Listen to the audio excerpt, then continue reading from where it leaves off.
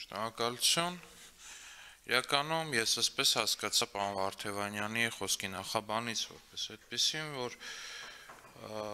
օրենքը պիտի միտված լիներ քաղաքացիների վրայից տուգանքի բեռը թոթափելուն իբր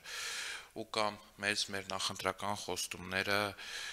երեսով տալուն կարելի ասել, սակայն իրականում բանից պարզվեց այս քննարկման ընթացքում, որ մենք մեր նախընտրական խոստումներին տեր ենք եղել եւ քաղաքացին տուգանքի մատերիալ չէ ասելով պարոն Վարդևանյան փաստացի իջեցրել ենք այն տուգանքների չափը, որոնք սահմանված են իրավախախտումների համար։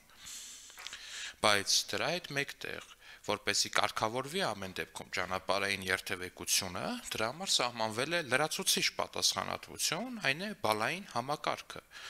Այսինքն քաղաքացուն փաստացի, եթե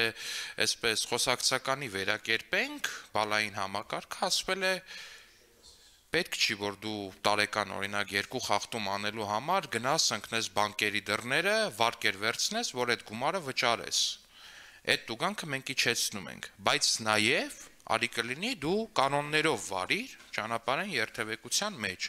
որտեղ դա կարող է հանգեցնել շատ վատ հետևանքների, ընդհուպ միջև ողբերգական հետևանքների։ Ես կարծում եմ, որ փիլիսոփայությունը այստեղ բացարձակապես ընդունելի ու ողջունելի է։ Իսկ դուք, պարոն Վարդևանյան, ըստ երևույթին հիմա եկել եք եւ ասում եք բալայինից հրաժարվենք, այդ պարագայում, այսինքն տուգանքներն էլ պիտի հետ բարձրացնենք մարդկանց համար։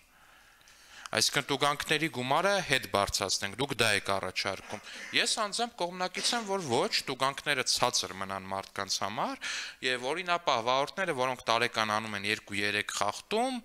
այն էլ նվազ կարևորության կամ վտանգավորության, ինչպես կուզեք, վճարեն այդ փոքր տուգանքները, բայց եւ այնպես այն վարորդները, ովքեր որ շատ անկարգապահ են եւ բազմակի են խախտում կանոնները, ունենան այդ պատասխանատվության միջոցը, որ իրենց վրա իրոք կազդի, այն է վարորդական իրավունքից զրկման այդ հնարավորությունը, հավանականությունը իրենց աչքի առաջ։ Շնորհակալություն։ Շնորհակալություն, պարոն Ալեքսանյան։